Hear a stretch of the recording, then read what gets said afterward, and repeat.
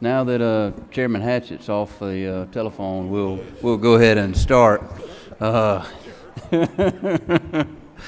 thank y'all for being here. If we can get that door shut when you get a minute. This is the Subcommittee of General Government Appropriations. Before we get started, let's have a quick word of prayer, if you don't mind. Bow your heads.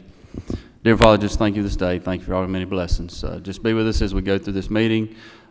Just lead and guide and direct all of us. Just be with our families while we are away, and just continue to be with our state as we move through this budget process. In your name we pray, amen. All righty, well, let's go ahead and get started. Why don't we go ahead and start with banking and finance. Kevin, you want to come on down? And good to have you. I know we don't always get to see you. So, good. Appreciate you being here. And for committee members, that will be on page 9 of your tracking sheets. And let's give everybody a minute to kind of find their page.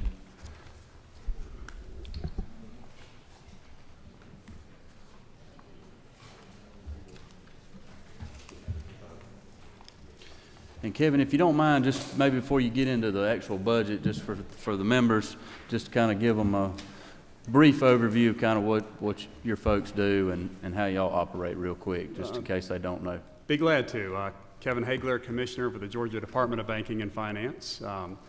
As a banking department, we regulate 129 banks that are state chartered here in Georgia. 48 credit unions. For the banks, names that you're familiar with, Synovus, Ameris, United Community Bank. For the credit unions, Delta Community Credit Union, Georgia's Own, Associated, some of those names you've probably seen around. We also regulate, that falls under our area called supervision.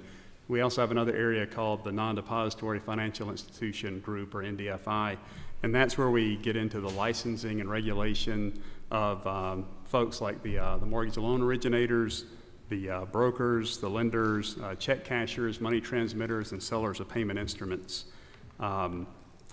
Altogether, we collect from those industries about $23 million in revenue each year, and we operate on a budget somewhere around $13 million. Happy to answer any other questions about what we do, but that's the super short version. Okay, no, that sounds good. If you want to, anybody got any questions?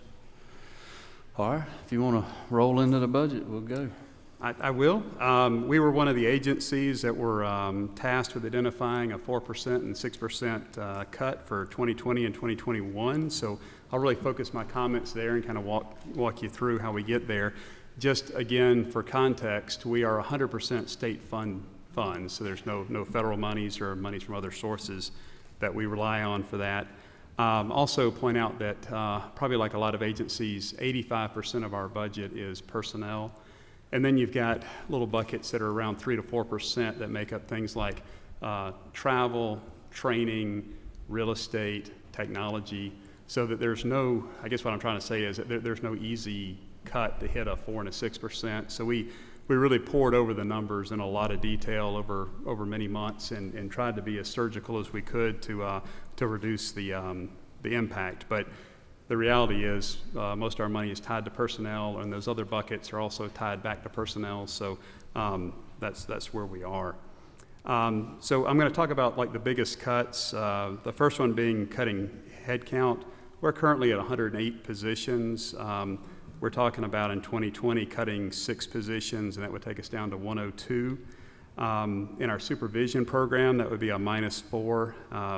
We're going to achieve that through 3 retirements, and then we'd also had 1 vacant position where somebody had left, and we won't fill that one. We won't fill the 3 retirements. And then also there's a little bit of money that we were using for some part-time help, and we will quit using that. In the administration area, we had a chief information officer that left us about a year ago. We had split those duties between our senior deputy and our IT manager. So we will let that position go officially. And then we're going to have a support services person that I'm afraid we're going to have to RIF to make ends meet. And then we also had a little bit of part-time help that we're going to quit using. So all of that is located, for those that are keeping score on the on page 9, 14.1.2, 14.2.2, and 14.3.1. And then it gets a little more complicated too, because we're not cutting equally in each program. So you'll see reallocation of funds that occurs in 14.1.5, 14.2.3, and 14.3.4 that allows us to, again, reallocate and shift that money back and forth. With a lower head count, then we're able to recognize some cuts to the training budget, travel, and then subscriptions to things like law books and American Banker and things of that nature. That's under the title of reduce funds for regular operating expenses on your chart. And that's 14.14, 14.2.1, and 14.3.2. The third one and last of the bigger items is what's on the sheet as reduced funds for computer charges at 14.1.3, 14.2.4, and 14.3.3. And what this is an example of is, again, shaving any kind of IT-related technology expenses that we could come up with. And just for an example, the Microsoft Enterprise Agreement contract, there was, I think GTA had done some renegotiating with that, and for us, that wound up being a savings, so I thank GTA for that. We're going to eliminate Microsoft Premier support. We'll still have regular support. We just have slower turnaround times on that. Eliminate a product called WinMagic, which is really an encryption software for our laptops, and use BitLocker, which is already included in something else. Again, shave a little bit of money there. And another one is Zix Mail. When I deal with the Federal Reserve and NCUA and some other banking departments in other states, a lot of them use Zix to encrypt their email. And if I don't have it, that means I just go to a website and sign in and retrieve it that way. It's a bit cumbersome, but it's better than losing any more folks. So that's the impact in 2020 amended. I'll pause there for any questions. Anybody have any specific questions there, or do you want to hear the other side of the story first? All right. Okay. So, and I won't call out all the dots this time, but for 2021, the story is largely the same, except that we add another or we subtract another position from supervision with another retirement that will not be backfilled. And then you'll see we get into titled Reduced Funds for Real Estate to Reflect Savings from Office Space Consolidation. That's pretty descriptive. We have 4 field offices that we operate in addition to our main office. The one that's in the city of Loganville, is the one that we've marked for closure. Those folks will either work from home, work in the banks and credit unions, and or we've got some touchdown space for them in our main office. We chose that office because those folks live closest to our main office to lessen the impact. So those savings show up in 14.2.5. And then kind of related to that, you'll also see that we save money on telephones and internet by closing that office, and that savings shows up at 14.2.7. Probably the most interesting concept for us will be the idea of moving the Georgia Industrial Loan Act over from the Commissioner's Office of Insurance to the Department of Banking. And that is detailed on, let's see if I can read my notes. It's down at 14.3.5. Let's see, $487,000 line item there. Just by way of background, I just first want to state that I have no criticism of the insurance office. I don't know how they operate and would never speculate. We'll note that the Georgia Industrial Loan Act, and it's a real misnomer. What we're talking about are consumer loans under $3,000. That program is uniquely under the insurance commissioner in Georgia. That's not the case in any other state. It's It's typically under either the banking department, or some states have a larger commerce department, so it may be under the AG, or it might be under some similar group, but it's most commonly under the banking department because it ties in with the kind of work that we do between looking at loans in banks and credit unions as well as visiting check cashiers. So there's a lot of overlap there. I'll note that this kind of got started as a conversation piece back when the Office of Budget and Planning did a zero-based budget on this program for the Office Insurance Commissioner back in 2016, and it came to the conclusion that there would be efficiencies by moving it to the banking department. A couple of years later, Department of Audits also did a review of that section, and they came to the same conclusions. We've looked at it from a distance, and we do think it is very consistent with the work that we do, and we feel like we could come up with enough efficiencies to make moving it over worthwhile to save the state some money there. One of the advantages that we have right off the bat is that all of our 18,000 entities that we license in our non-depository section, we license them through the National Multi-State Licensing System, the NMLS. That is where all the payments are remitted. That's where all the renewal process happens. That's where documents are sent. So it's completely electronic, and we use everything that's eligible to go on there. We're 100% user of that system to save us money already. That's something that the insurance office does not have. Also, we would propose, really, I think right now they're examining on an annual basis. I would ask for a more risk-focused approach to that, so we could visit folks that have a lot of complaints and things more often, and those that are doing a good job less often. Also, they're licensing every single location. For me, it'd make a lot more sense to just license the main office, and then we could visit branches as needed, but really you just cut down on the examination focus. So we just think that we also could save not only the state money, but also save the industry a fair amount of aggravation and expense. We have a proposed bill for the movement of GILA from insurance to banking that's with Leg Council right now.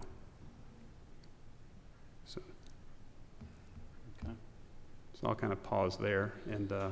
Okay. Well, yeah. No, that's good news. We've actually been asking. We were asking insurance about the bill, if a bill existed, and had there been any communication between you and the insurance commissioner on how to make this transition very smoothly, and then I guess also from a budget standpoint.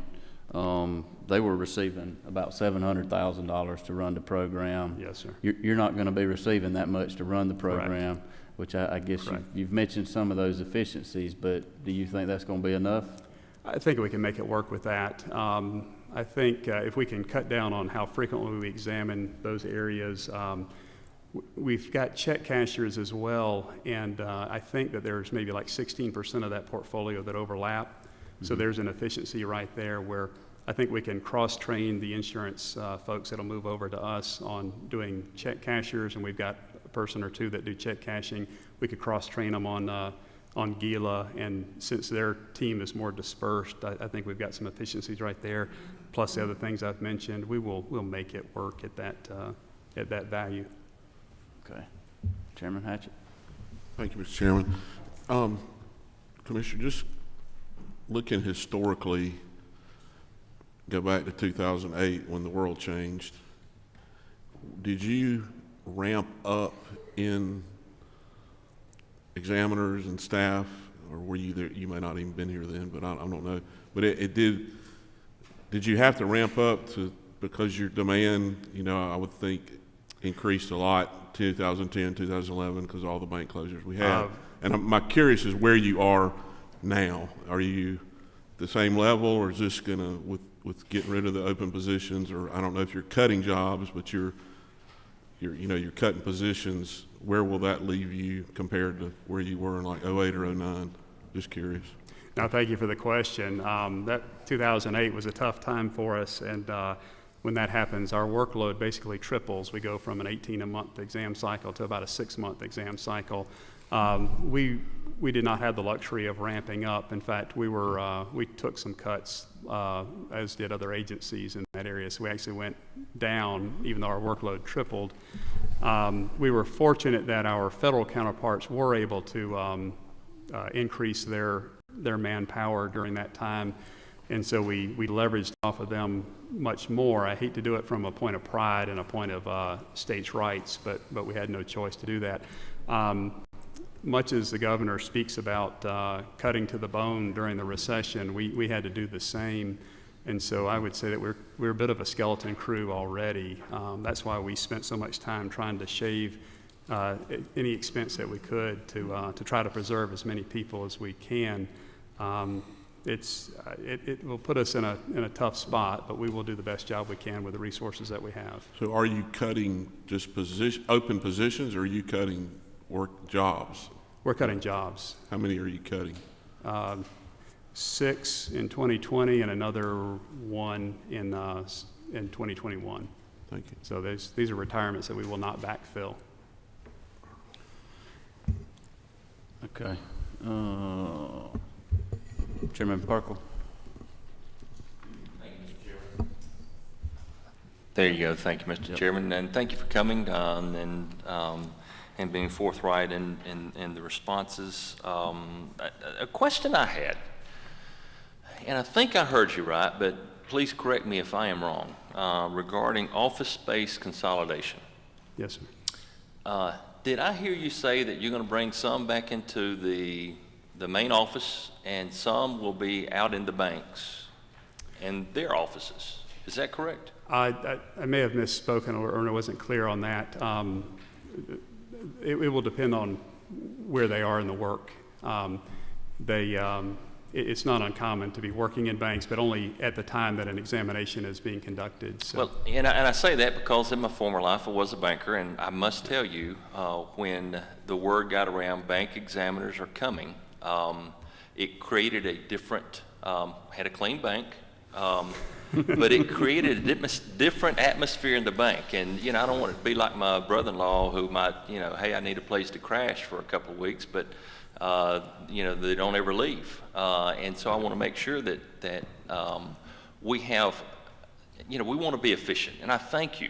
We want to be as efficient with our taxpayer money as absolutely possible. But you feel a vital role in our economy to make sure that our banks are sound and that can grow the economy. These are the people that grow our economy. The government does not. Our bankers play a vital role, and so you must be there. And I want to make sure that we can look after our people. My concern is if that we have enough bodies to make sure that our banking establishments remain strong, that we can look them over and make sure that everything is up to par.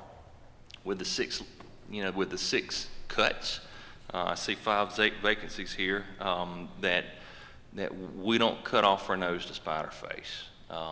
Make sure that we have a place for folks to light, and that can still y'all do a wonderful job. And I do want to publicly say that y'all really do a great job in looking after our banks. I want to make sure that we continue to do that. Thank you. I appreciate those comments, and that you bring up very good points, and the first of which was the reason why we have not closed offices previously is because the trend in regulatory environment is to try to do more off-site. The technology is getting better, and there's some initiatives that we're working on with our federal counterparts to allow us to do more loan review and records review from an off-site location. And so it was kind of a tough decision then to close a field office when really the trend would be more to work from a field office as opposed to visiting on site. That was the reason why we chose the Loganville office, since it's the closest in proximity to our office and we can still do some touchdown space. But to your point, I may not be able to replicate that savings going forward or without incurring an additional burden on an institution or without some kind of top-down approach like the state of Tennessee does, where the agencies all have a pool of resources and you kind of book locations across the state through some kind of app. But we're not there yet. And thank you for the compliments. Chairman Barr. Thank you, sir. I apologize for a repeat question, but I do want to be clear. The positions that are being cut, they're retiring, and then we're no longer filling those, or are you actually letting some folks go? Of the total of 7, the 6 of those are going to be from retirements or departures. 1 will be laid off. Thank you.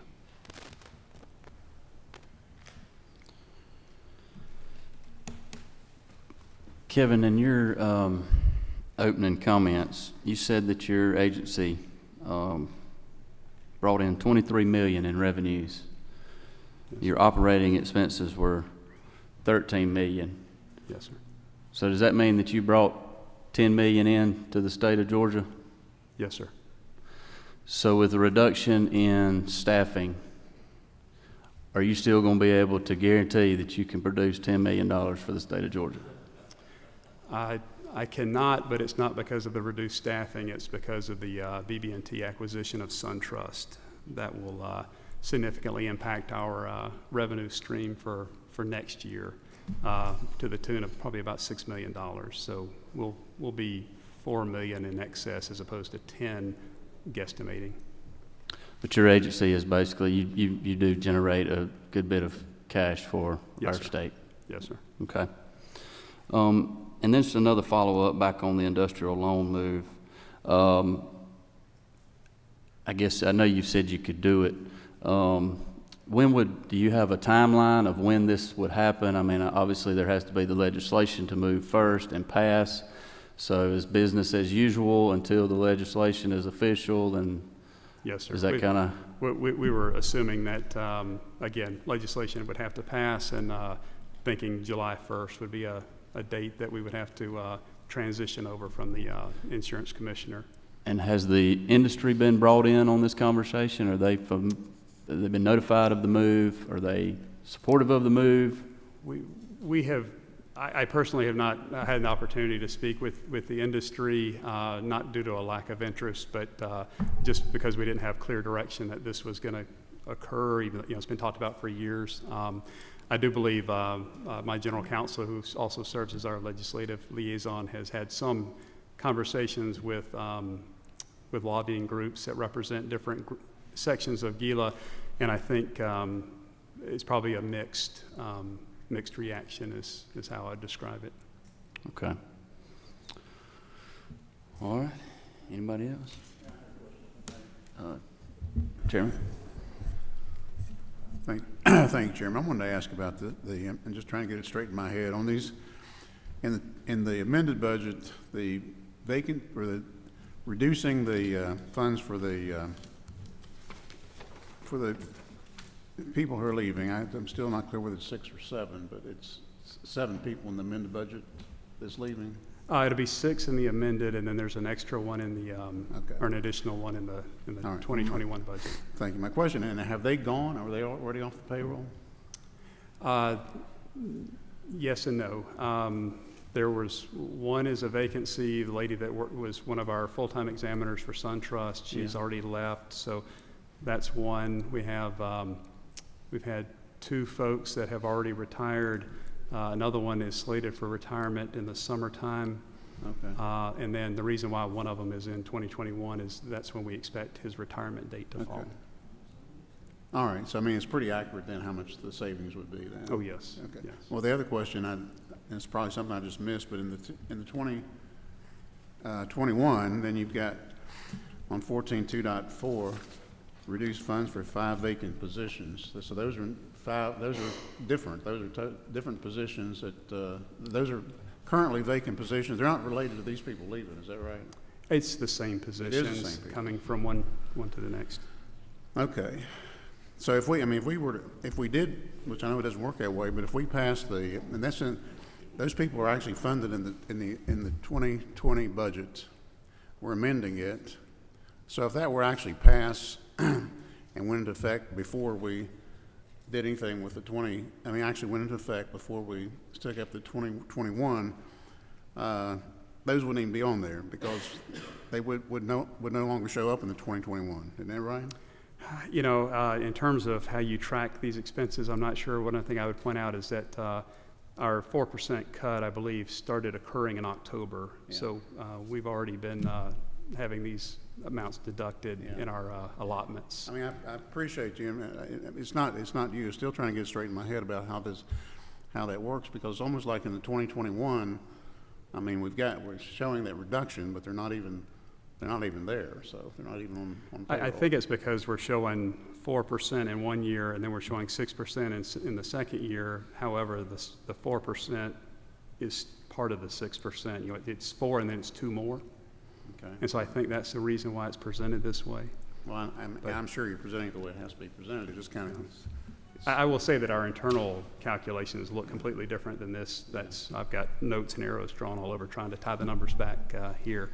And it gets complicated too, because when we're taking a cut in administration, we're really moving some of that to supervision because we're trying to save as many examiner positions as possible. So I understand Yeah. we're dealing with the amended budget. We're in the process of amending it, but it hadn't been changed yet.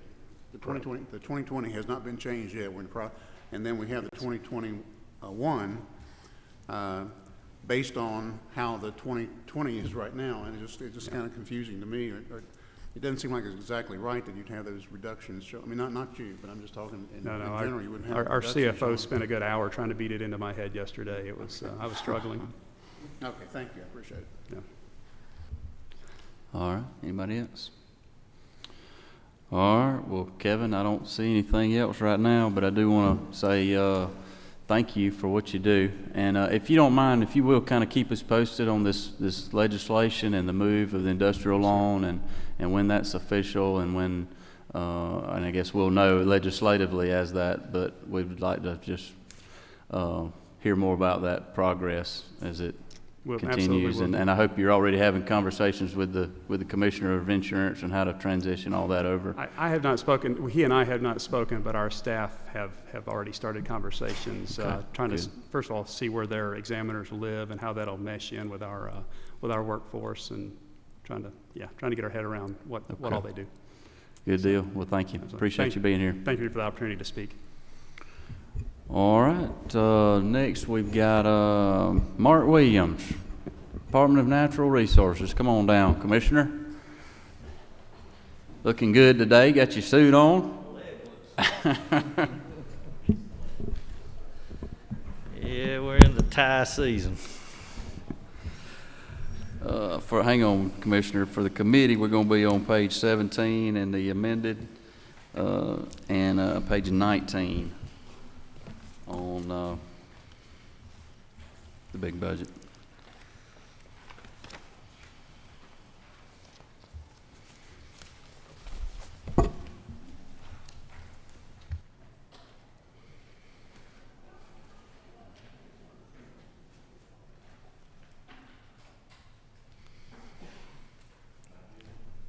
$17, $19.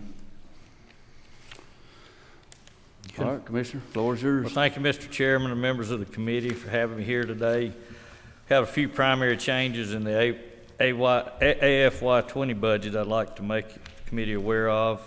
In regard to vehicle replacement, our law enforcement division is slated to receive 10 vehicles at $300,000. State Parks and Historic Sites Division, 7 vehicles at $200,000. And Wildlife Resources Division, 17 vehicles at a cost of $500,000. We're certainly very appreciative of the vehicles to keep up our aging fleet. In terms of regular operating expenses, DNR is reducing costs by finding efficiencies in IT and office costs within each division. DNR is conserving personnel costs by mostly holding open vacant positions or using alternative funding sources such as grants instead of general state funds. In addition, there are a couple of items unique to certain divisions. Historic preservation will diminish funds for the Georgia Heritage Grant Program. Parks will reduce funds for equipment purchases, and Wildlife Resources will lower some investment in facility repairs and maintenance. Wrapping up, AFY 20 WRD has budgeted an increase of $310,051 from our Lifetime Sportsman license sales to support the Wildlife Endowment Fund.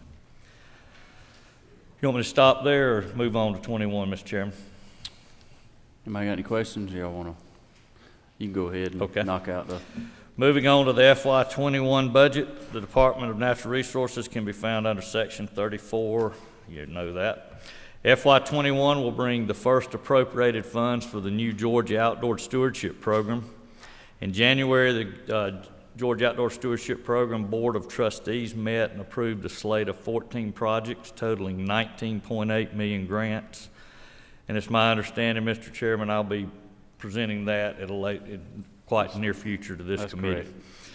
DNR will also be transferring the Historic Preservation Division to the Department of Community Affairs in FY '21.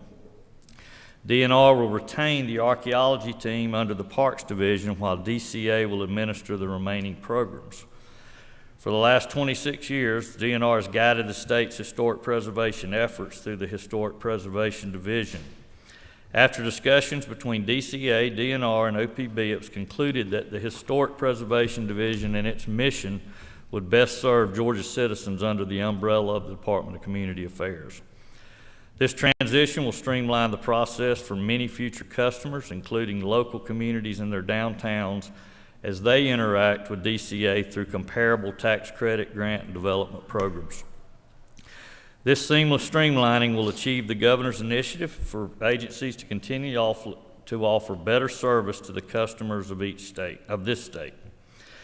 This move will establish an efficient and effective one-stop shop goal of improving communities through intentional engagement with historic places and properties.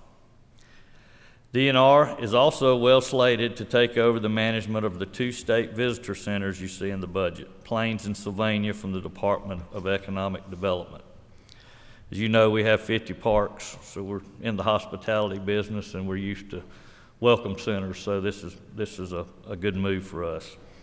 DNR will shift telecommunications costs from a budget item under the Department Administration to items under each division as an internal housekeeping measure. In regard to reductions, each division will continue to seek efficiencies in regular operations as similarly listed in AFY '20. One major effort to update operations is the realignment of our regions. Under our law enforcement and wildlife resources divisions, we are moving towards 6 regions that mirror each other, which will reduce outlay needs and operational redundancies. This realignment will grow efficiency by increasing personnel in each region and standardizing areas of responsibility. In short, we'll have more boots on the ground with this realignment. Lastly, there are a couple of items unique to certain divisions, including equipment purchases and advertising for parks and facility repairs and maintenance for WRD that will see some continued reductions in FY '21. Parks will also eliminate multiple one-time pass-throughs, and WRD will replace $500,000 in funds for the Sapelo Island Ferry through a contract with GDOT. Although DNR is tasked with finding efficiencies, DNR is continuing to improve services and access for sportsmen through our HB 208 license revenue. As stewards for these increased funds, since the bill went into effect, DNR has constructed 237 miles of new roads, has improved over 400 miles of existing roads on our WMAs, opened night fishing at all PFAs year-round, installed inshore and offshore reef enhancements, added 1,500 acres of dove habitat, and 2,500 acres of waterfowl habitat. We've also hired 30 additional game wardens and added nearly 7,000 acres of new managed wildlife openings. Mr. Chairman, while there are more than a few changes in both the AFY '20 and FY '21 budgets, DNR is confident that it will be able to serve Georgians department-wide without any lapses. We are fully committed to protecting our coastal resources, defending our citizens, managing our parks and historic sites, and conserving our wildlife. We are excited to continue working on the responsibilities charged to us by the General Assembly and our governor. That concludes my presentation. Forward to your questions. all righty. Questions? Who does? All right. Chairman Pruitt. Thank you, Mr. Chairman. I just have noticed in the last couple of years that these welcome centers along the interstate, we have a lot of truckers staying overnight. Was that the intent of Have these? a lot of truckers staying overnight. And was that the intent of all these additional parking, paving and everything we did? And is that a detriment in maintenance costs and things like that? I never knew that we designed welcome centers for truck parking. I don't know the answer. They've always been under economic development. We started making the conversation for the transfer to us back in the summer, so I could get you an answer, but they haven't been under my management, so I don't know that. Look forward to having them, though. Yeah, on the vehicles, Commissioner, that was like 37 total. Does that sound right? Is that That's about right. Yeah, is that enough? For, yes, sir. I don't know what those vehicles cost, but I'm sure they're not your average F-150. Law enforcement's are a little more, but it's not as much to us to get a lot in one budget cycle because our division directors have them on a rotation. But as long as we get some every year, we can keep that aging fleet and keep moving. Rotated. So, okay. thank you for the question. Good. All right. And the $1,000 raises, was that did you receive enough funds to cover all of that in full? Yes, sir. Okay. Good. Chairman Parsons. Thank you. Commissioner, I wanted to ask you about, I think this would have to be under coastal resources, I guess, but we had a presentation not too long ago to the Rural Development Council from UGA. I'm not sure what part of UGA, but it has to do with the coast and fishing and things like that. But we were told there that that there's been a rise in the sea level off the Georgia coast. It's been accelerating. That's from Georgia UGA, not from me. But been a sea level rise, and it's been accelerating. But they said it risen like 10 inches. I want to say over the last 50 years, something like that. And when I asked questions about it, Chairman Smith of Natural Resources volunteered that I think they had met with your people down at the coast and mentioned things that you've done. Yes, sir. Steps that you're taking. I'm just wondering, is that what you're doing? Is that completed? I don't see anything in here that would be additional funds. Our coastal resiliency program that Jennifer Klein runs, we have a person, and it's funny you asked the question because I just attended for the, I think it's 11 coastal counties. Mine's one of them, Wayne. They do a training program. And I just attended the one in my county about 2 weeks ago, the first session. It's an all-day session. They do several days. But it almost looks like GEMA headquarters during a hurricane. They gather the same people in the counties that are gathered there, all their emergency personnel, the hospital.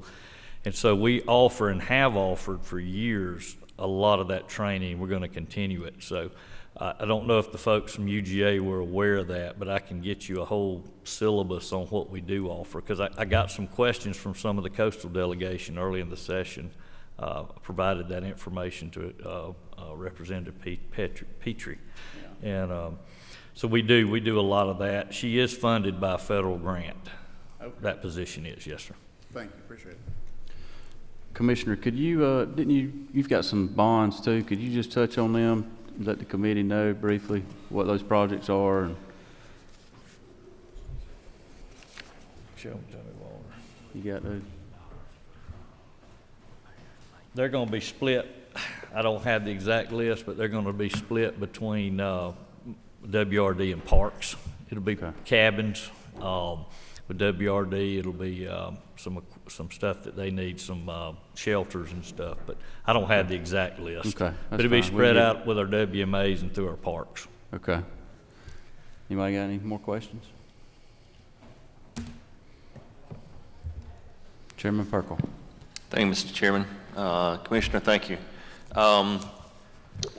One question I had regards, and I know so little about this, I'm embarrassed to even say, but but it has to do with the Heritage Grant Program, then the transfer to DCA. Okay. I think when it transferred over there, they cut some of the funding for that. And I noticed that there's $1 million in apparently federal funding that tracks with that for the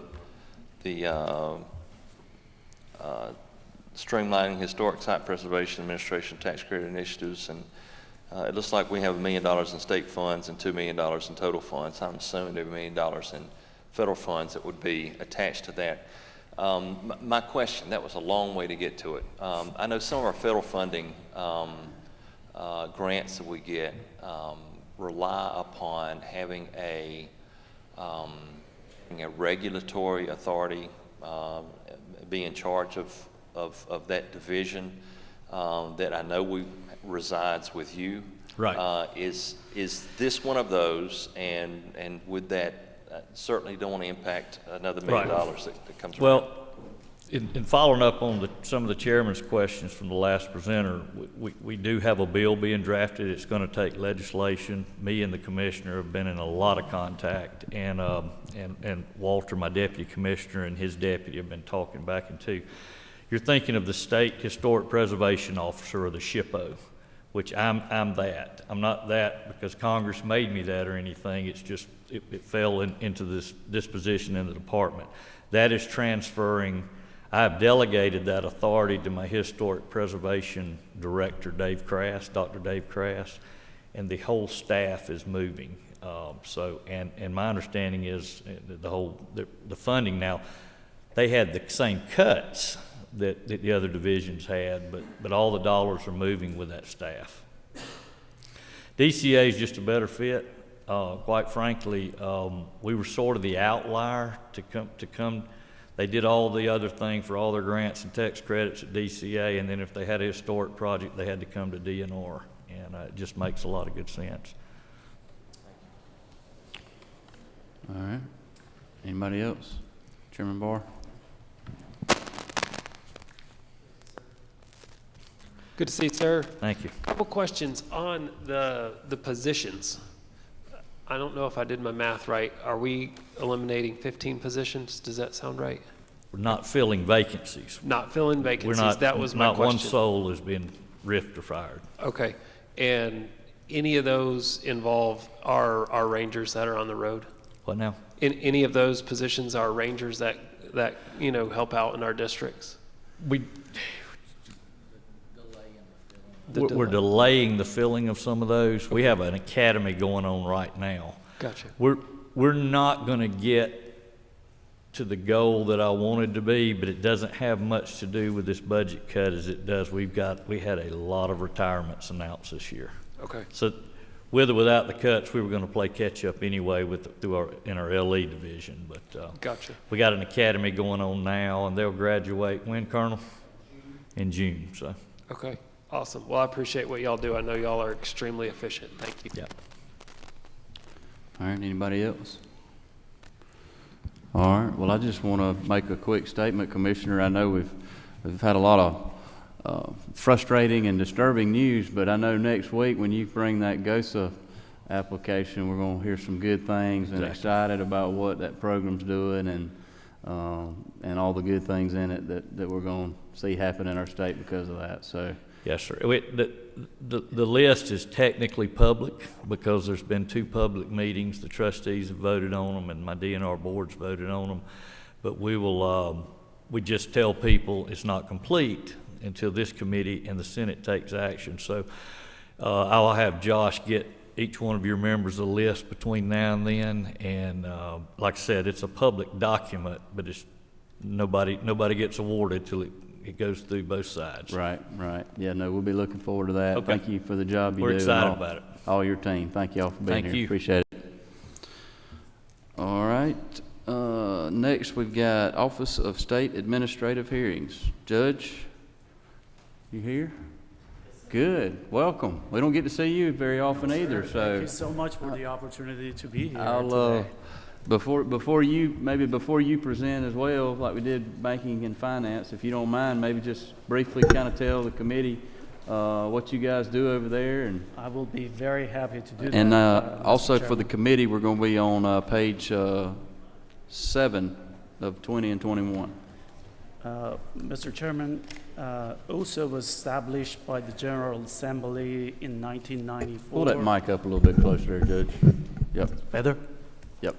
OSA was established by the General Assembly in 1994 to resolve contested cases between the public and state agencies. Last year, we processed 42,000 cases, and we conduct hearings at 50 locations statewide every month.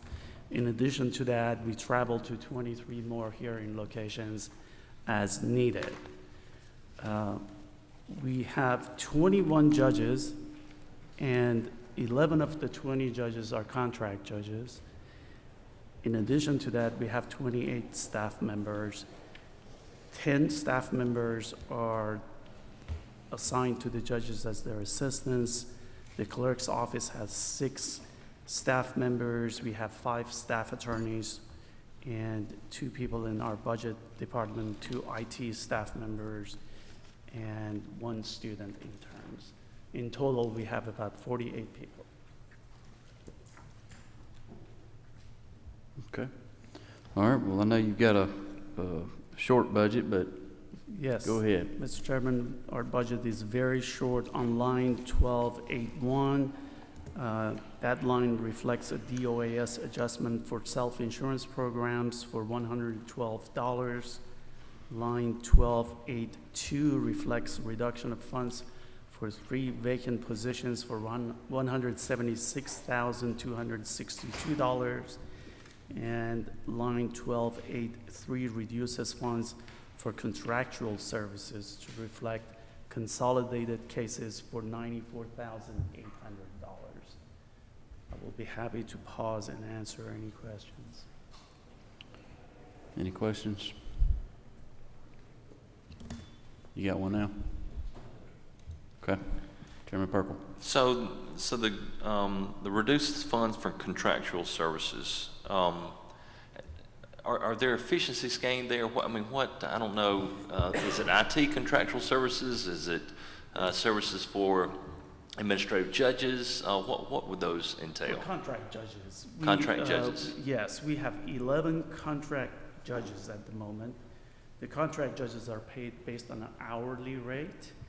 And starting in October of 2019, a portion of the contract judges' workload was assigned to our in-house judges. And 14 counties and 6 hearing locations were reassigned to the in-house judges Okay, thank you. at the saving of $94,800. Okay. All right, if you want to go ahead. That's it. Sure. Our FY 2021 budget is very similar to the amended budget. Line 1281 reflects a DOAS adjustment for cybersecurity insurance.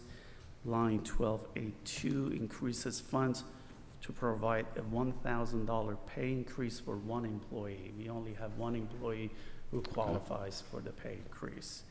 And line 1283 is very similar to the amended budget.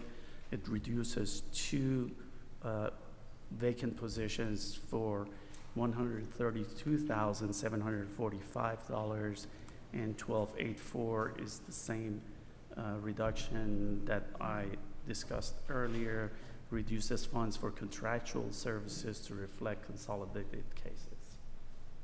Okay. Mr. Chairman, the tax tribunal is attached to OSA, and I have Judge Larry O'Neill is here. You got a good leader over there, over on Yes, we definitely that do. side, for sure. And with your permission, Judge O'Neill would address the tax tribunal's budget for a minute. If that's okay. Okay, with you. yeah. Judge O'Neill, do you wish to?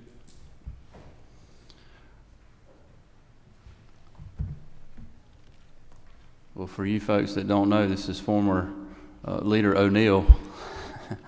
Good to see you. Glad to have you. even more exciting from this side than it used to be from that I side. bet it is.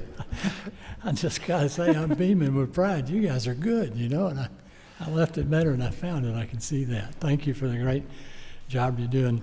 The tribunal is a huge agency in the state. We're attached to OSA. Prior to the cut mandates, I had 1.5 employees, and that one full-time employee was retiring at the first of the year. So we replaced my full-time administrative person with a lawyer, and my other half employee was a lawyer that did research on the very complex tax cases that we do. So now I have a lawyer administrator, so I now have 1 employee instead of 2, which got me well below the 10% for both years without having to stack 1 year that didn't exist. Those are good questions, Chairman Parsons, about how that works through the accounting. But I'm 1 employee instead of 1.5. And I did want an opportunity to say this. Being ensconced with my friends over at OSA has been an enlightening experience for me and an inspirational one. These judges, the full-time ones that are over there under the direction of Judge Malahy and the contract judges, the reason they had to have so many contract judges is because of the child statute where you got on the, what was it called? Child abuse statute. And, you know, we were passing that law when I left here, and we had to have judges go to all 159 counties and cover these hearings within 5 days of when they came. So it was a huge new obligation on the administrative folks. And the only way they were able to, without hiring a whole bunch of new people, was to put on contract judges and train them, and so that we could handle it. And y'all have since changed the law and made this a lot easier to where we don't have to have them dispatched quite as much all over the state, because even I got called into a little bit on volunteers just to take care of all of that volume that came down. But the one thing I want to point out is that I learned since I've been over there that their administrative courts in just about every state in the United States, and the state of Louisiana actually did a study on the cost of disposition of cases for the entire United States, not Georgia. But out of their study, and it was in 16, and it's been consistent since then, I don't know about 19 yet, but the state of Georgia is by far the least expensive of all states on a per case, disposing of a per case capita. These folks in OSA, not the tax tribunal, I'm not ringing my bell, they'll dispose of 40,000 to 50,000 cases for the state of Georgia, and they do so at less than any other state in the nation. And I didn't know that when I was in the legislature. I'd have been glad to be going home and bragging about that as far as the cost of government as it relates to them. And I'm just proud to be with them, take no credit for it, but it's been an inspiration to me to see how well it can be done. With that being said, these cuts, they never know what's coming a lot of times. It's very difficult to prospectively budget for what's happening from standpoint of you don't know who's going to file suit coming out of all the various agencies, and it comes in bunches. So they may be back at another budget hearing saying, you know, our volume is up so much, we need some relief here. But they'll be able to do it because they always have before, but they've always been doing it cheaper than anywhere else in America, and I think that's a pretty admirable thing for them to say. That's all I got, and I appreciate the great job you all are doing. Thank you very much. Well, thank you for being here, and thank you for your comments and the job you do over there. It's always good to see you. And I guess, Judge, if you don't mind, along those same lines, I mean, y'all are pretty efficient and you do a great job. Thank you. But you're going to have less staff now. Are you still going to be able to do a good job and handle the workload that you've been handling to keep costs down for the state of Georgia? I believe so, sir. We don't anticipate any interruption in the services that we provide. Okay. All right. Anybody else? He doesn't get to come very often, y'all, so now's your chance. All righty, well, okay. I think that's all I've got, Judge. Thank you so much, Mr. Chairman. Thank you for being here. Thank you. All righty. Next, we've got our Secretary of State.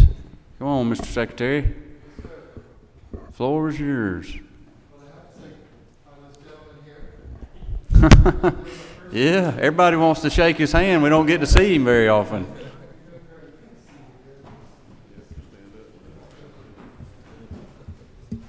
you for that. That is a treat. For the committee members, Secretary of State is on page 22 and 24 on the big budget. If you'll give us a minute to get there.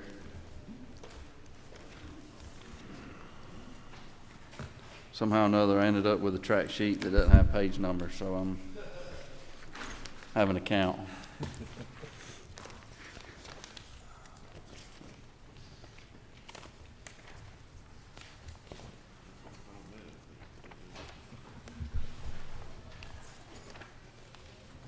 Got it. Everybody good? Okay. Yeah. I hear you down there, Chairman. All right, Secretary, floor is yours. Thank you, Mr. Chairman. Chairman Wassman, I appreciate the opportunity to come before you and discuss our amended fiscal budget 2020 and the 2021 budgets.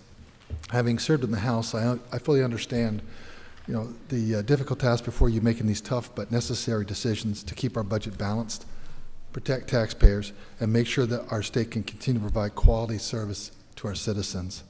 I wanted to let you know that we are examining everything we are doing, both on the spending and the revenue side, to help the state through these potentially tight budget years. The office I represent brings in a great deal of revenue to the general fund. In round numbers, corporation annually brings in $60 million, professional licensing $20 million, securities nearly $12 million, and another $1 million from fines by inspections and investigations. So as you can see, there's a good deal more than the $25 million in state funds that it takes to run our operations. But we continue to look for ways to make Georgia a better place to do business and increase revenues. This year, we implemented my initiative that I worked with all of you when I was in the House to allow for multi-year corporation renewals.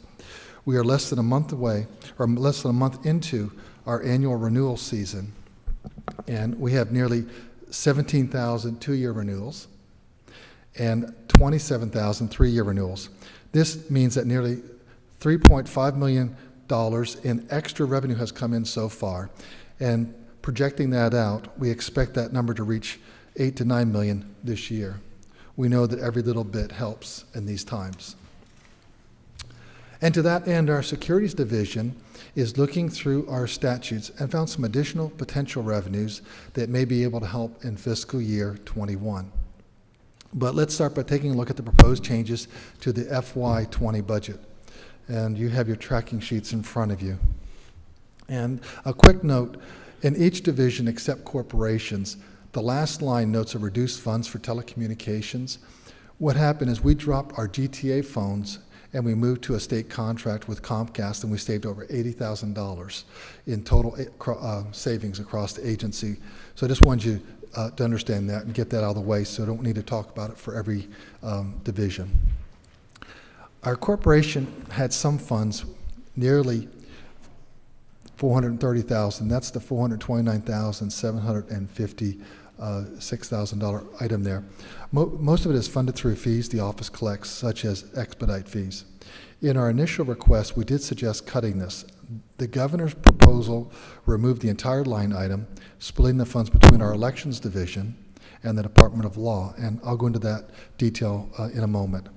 They then replaced the funds from additional retained earnings. This is something we can live with because of the general funding nature of this division. Next up is elections. Everything we do is important, but this one has the biggest impact on the most Georgians, and this year for Georgia and also the nation. We are currently doing the largest and fastest rollout of new election systems in American history. I say that so we can have some context. To touch on the large numbers, you'll see line 43.2.3. Our staff was reviewing our services and support contracts and found $100,000 that was hardly being used by our counties.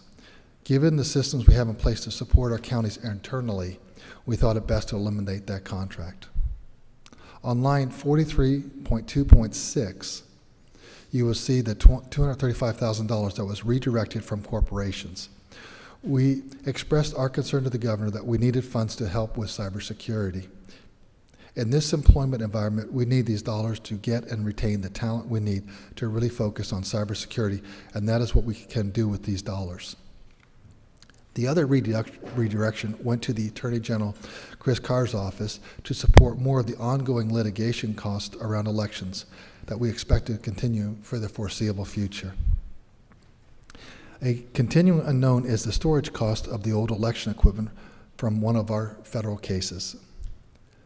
Our staff informed me that we have received our second bill, and it was for $32,000. That is more than we anticipated because so far they are only storing about 2/3 of the equipment. That is a cost that no one budgeted for, and we have to pay with state dollars. We are barred from using our federal or bond money for it. I just think it is something we all need to be aware of. Our investigations budget is pretty straightforward. The savings came from the time it took to fill our new investigation positions. Our intent has been to use those funds to help replace some of the older vehicles that have over 200,000 miles on them, but we'll work through that. In administration, there are some relatively large changes. In line 43.4.2, we essentially identified $10,000 a month in lowered operating costs from various sources. In 43.4.3, we eliminated a communications position. On 43.4.4, we eliminated the renewal of a contract for data analytics with SAS.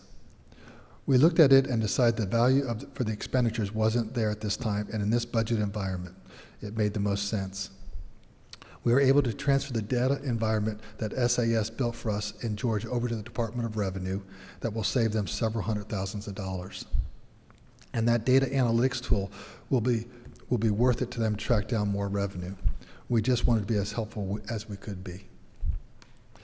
Under the professional licensing boards, we moved a position out and realigned in another part of the agency there in line 43.5.2.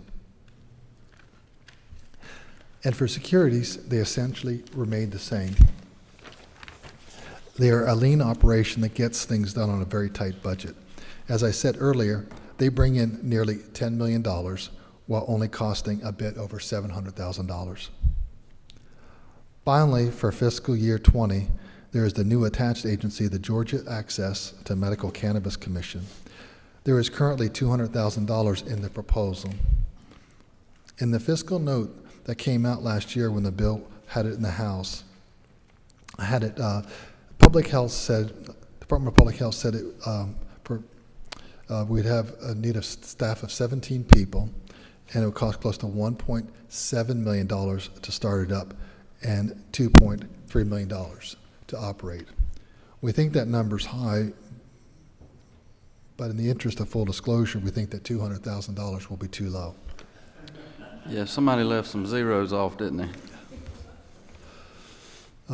There's an obvious delta there, and we've been looking at that. We think we could run that shop with 9 to 10 staff, and maybe a little less than half that cost that came from last year's fiscal note. But none of that is finalized right now. But I just wanted you to be aware of that.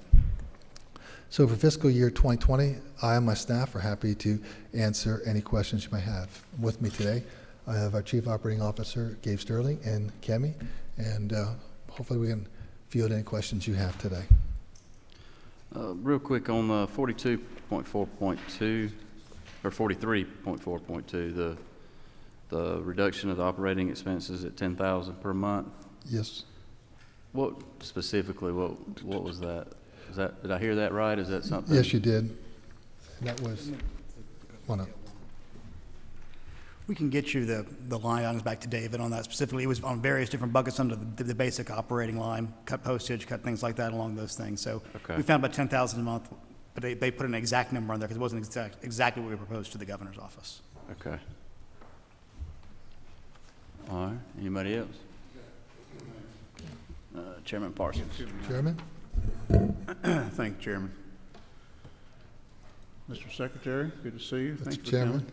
You had mentioned in elections about moving, I don't know if you said moving money, but you had to take money from somewhere. I think you're probably talking, I guess you're talking about 43.2.6, but you mentioned taking money because the funding had run out for something and you had to get money from someplace else. Is that what you Right. referred to? Right. Exactly. That money came in. We need additional funds from cybersecurity, and so we pulled that from other divisions to be able to fund that. Okay. And really, corporations was the only place left Okay. where you get anything. Well, I mean, just trying to understand, is that, since I know you have to do what you have, but since the money's actually appropriated, you know, for particular line items, I mean, is that something that is normal to do that? I was thinking that to move money like that, we had to do that through the joint fiscal affairs committee. I mean, I'm just asking. That's a good question. So, I thought that was something the governor had to ask us to do through the fiscal affairs committee, was to move money like that.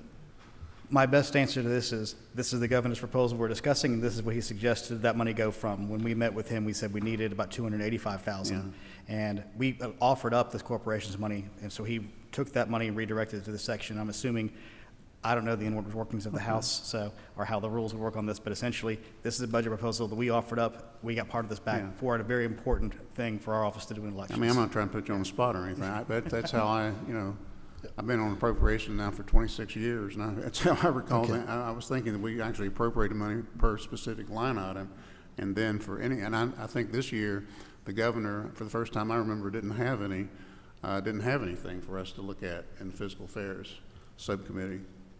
I'm just trying to get it straight in my mind, that's all. But I'm glad it was covered. I'm glad there was money someplace to cover that. Cybersecurity is very, very important, so. it's very important. Yeah.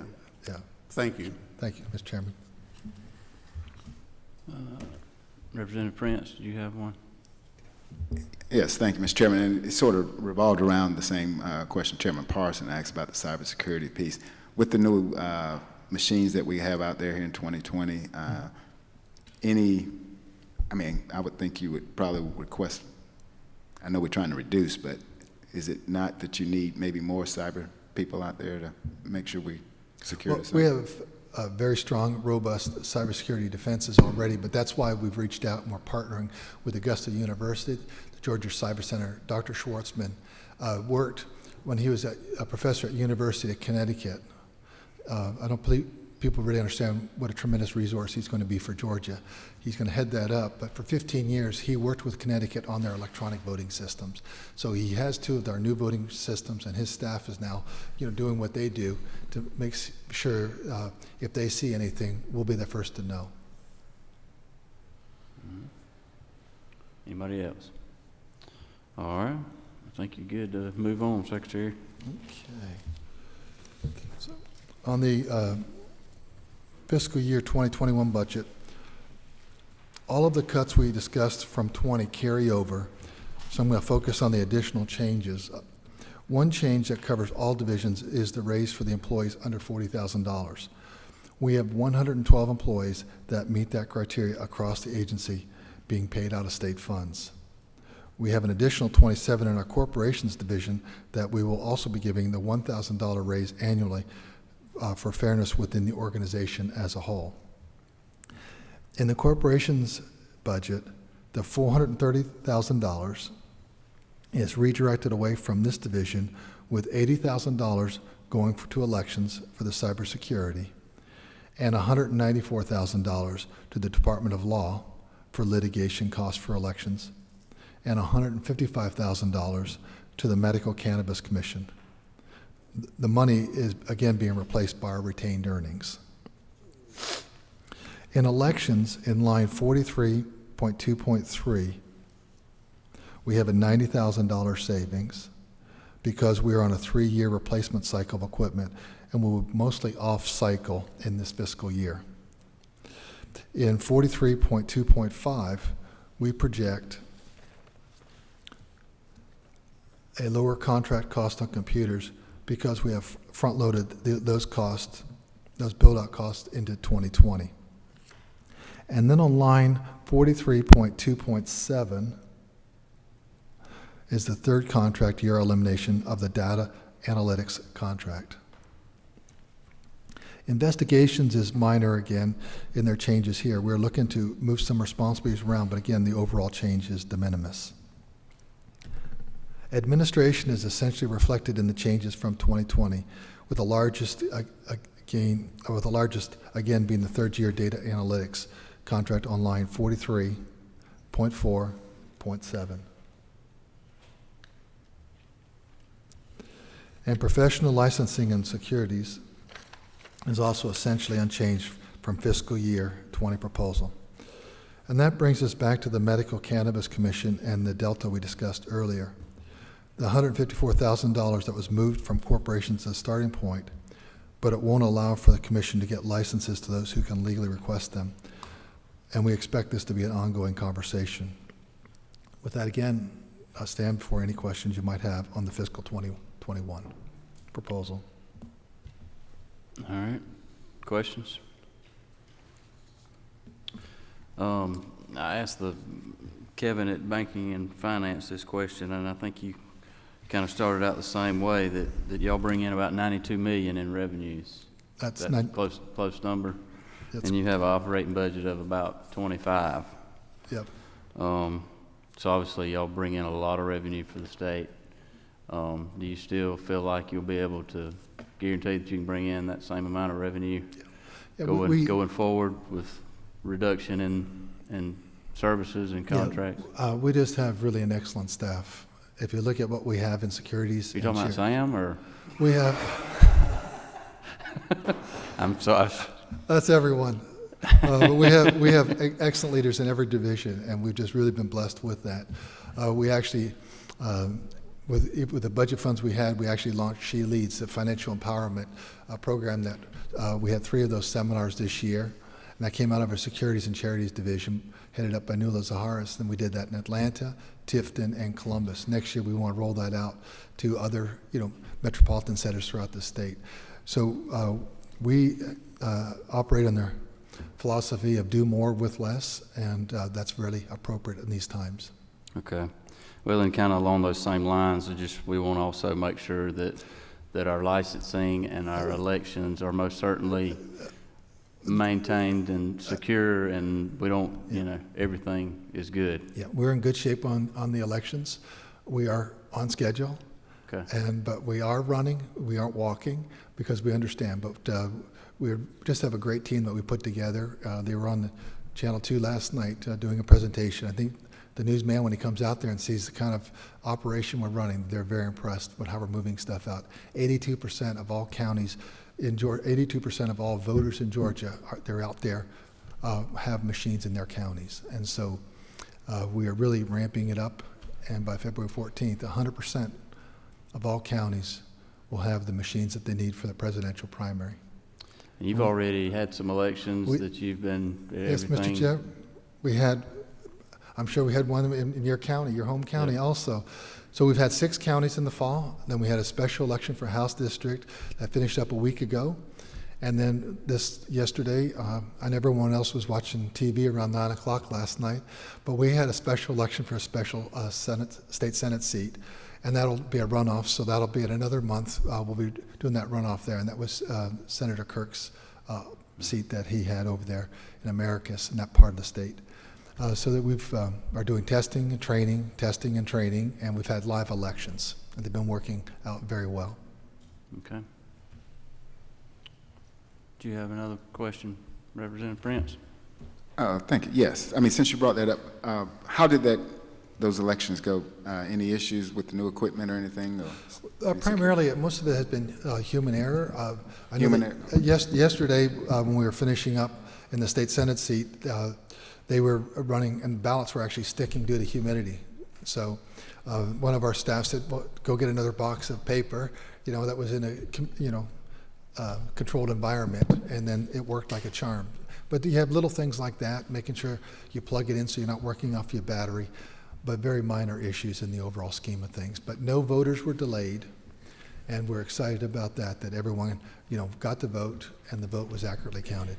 And your folks out there, they trained pretty good, or they provided training to? We have provided training. Dominion does that, and then now we've actually, your county election officials are training the poll workers. So the training's been pushed down to the next level, getting everyone ready for the new system.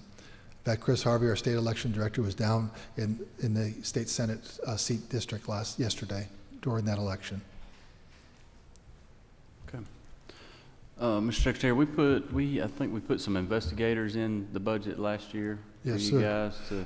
Have they been hired? Or are they Yes. in motion? And if you look at what we've done in professional licensing board with nursing, I think we went down from, it was well over 150 days, and we're cut it in half, I know that. And so we were able to be much more responsive, and that really has elevated people's attitudes that we're getting these cases resolved much quicker. So thank you.